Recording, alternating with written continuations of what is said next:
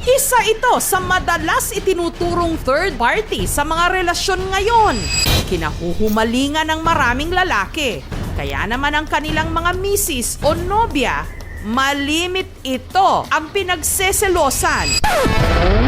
Hindi ibang babae, kundi bisikleta. Sayang lang din yung pera ko.